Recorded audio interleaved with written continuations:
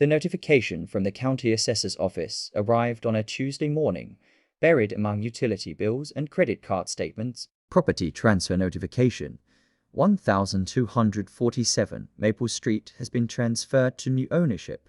I stared at the official document, reading it 3 times before the implications fully registered. Our house, the house my wife Sarah and I had bought together 5 years ago, had apparently been sold without my knowledge or consent. The new owner was listed as Marcus Rivera, a name I recognized as Sarah's cousin from her mother's side. I walked to the kitchen window and looked out at the familiar backyard where we'd hosted summer barbecues, where Sarah had planted her vegetable garden, where I'd built the deck that had taken 3 weekends to complete. According to this document, none of it belonged to us anymore. I pulled up my phone and called Sarah at her marketing firm downtown. "Hey, can you come home for lunch? We need to discuss something important."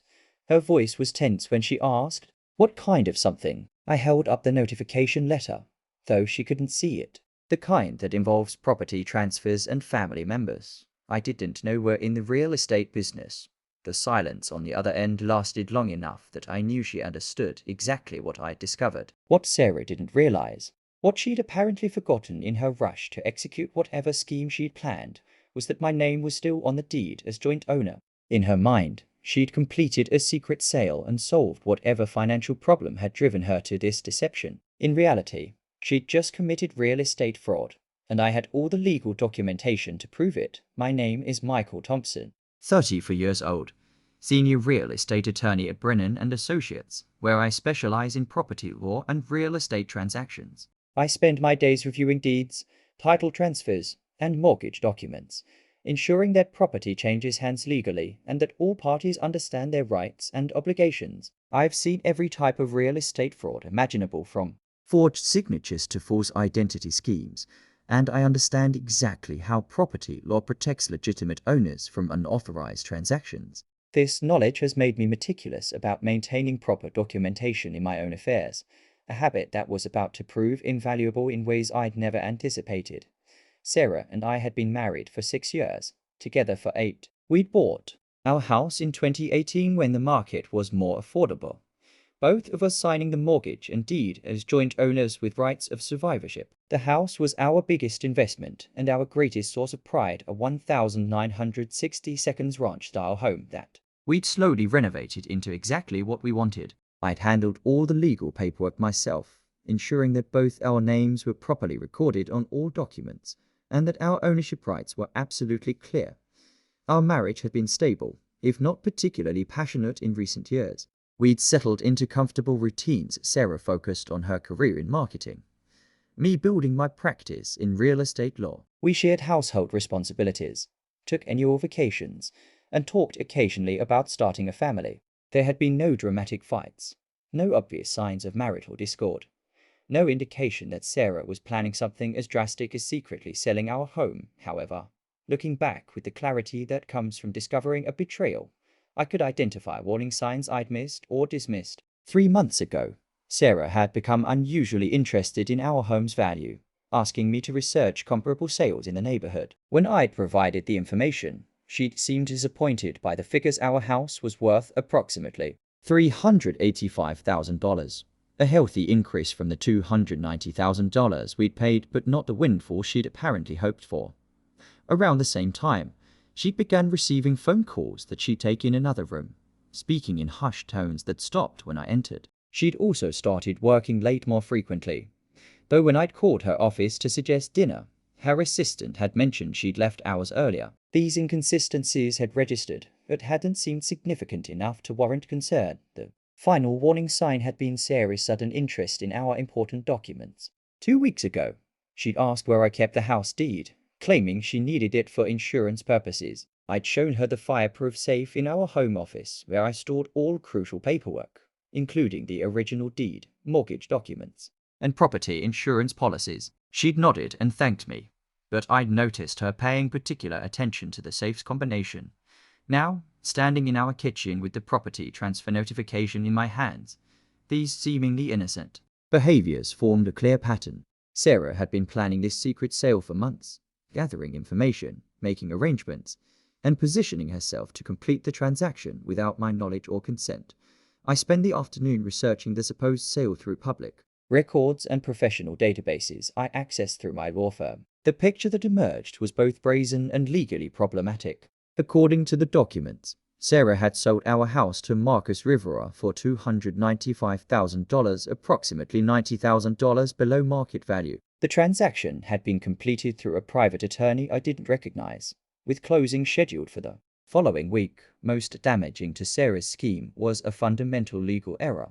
She had apparently forged my signature on the deed transfer, but she'd failed to remove my name from the original property title. In joint ownership with rights of survivorship, both parties must consent to any sale or transfer. A forged signature doesn't constitute legal consent, which meant the entire transaction was invalid from the beginning. I also discovered that Marcus Rivera had obtained a mortgage for the purchase price, suggesting he was in part of the deception, but rather a legitimate buyer who believed he was purchasing clear title to the property. This created an additional layer of complexity. Not only had Sarah defrauded me, but she potentially created legal liability for her cousin, who would now face complications with his mortgage and title insurance. When Sarah arrived home that evening, I was sitting at our kitchen table with the property transfer notification, copies of our original deed, and a legal pad filled with notes. She took one look at the documents and sank into the chair across from me, her face pale but resigned. "How did you find out?" she asked quietly. "The county sends notifications to all property owners when transfers are recorded," I replied, keeping my voice level despite the betrayal churning in my stomach. "It's standard procedure. You would have known that if you'd researched property or instead of trying to circumvent it." She looked down at her hands, avoiding eye contact. "I can explain everything. I'm sure you can," I said, pulling out a small digital recorder and placing it on the table. "But first, I need you to understand that this conversation is being recorded and that you are potentially facing serious legal consequences."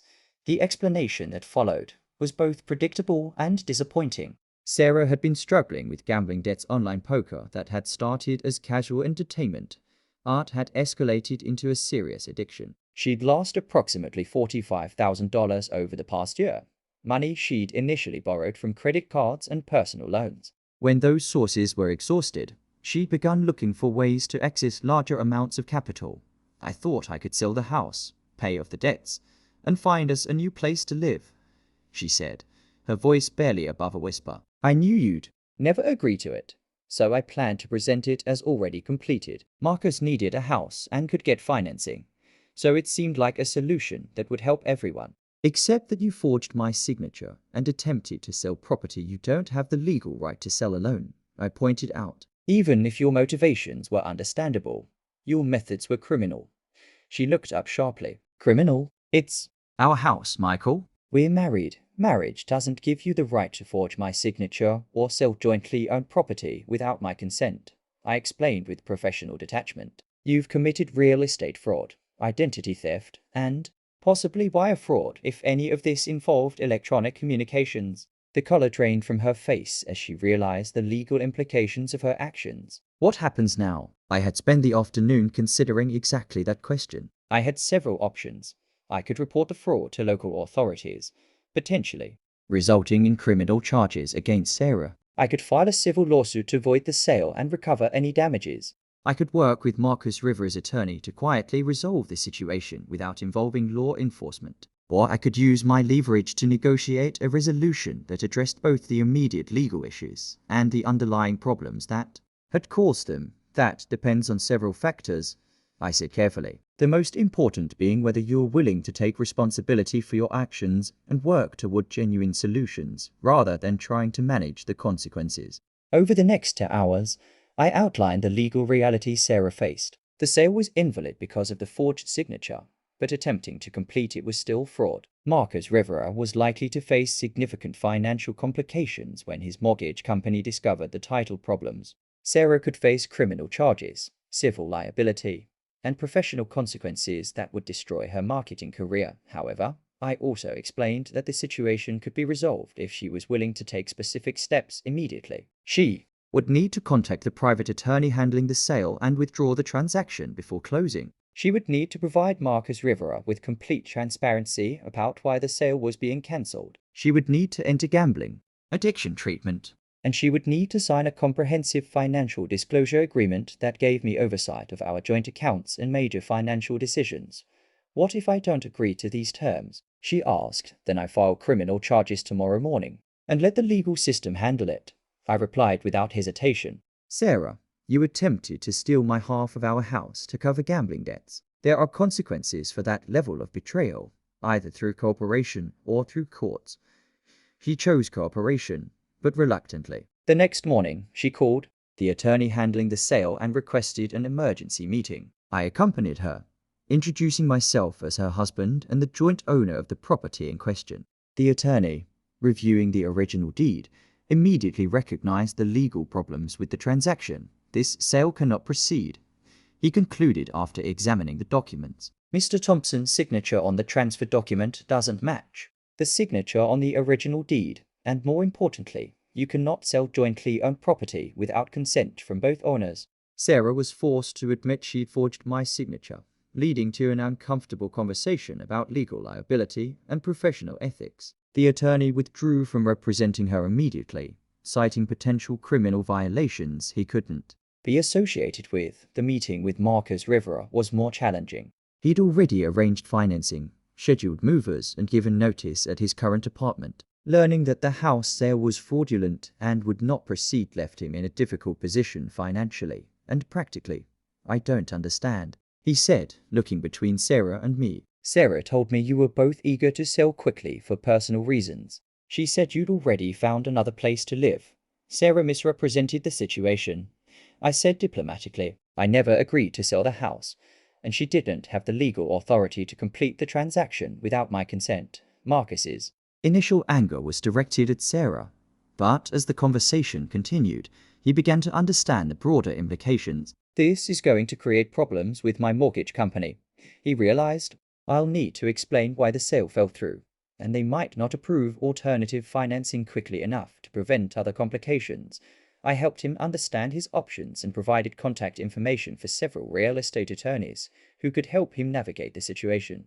I also offered to provide a written explanation of the circumstances that he could share with his mortgage company, clarifying that the sale failure was due to legal issues rather than problems with his creditworthiness. Over the following weeks, I worked methodically to resolve all aspects of the situation. The fraudulent sale was officially cancelled, with all documents related to the transfer destroyed. Marcus Rivera found alternative housing with help from a real estate agent I recommended. Sarah entered an intensive gambling addiction treatment program and began working with a financial counselor to address her debt issues.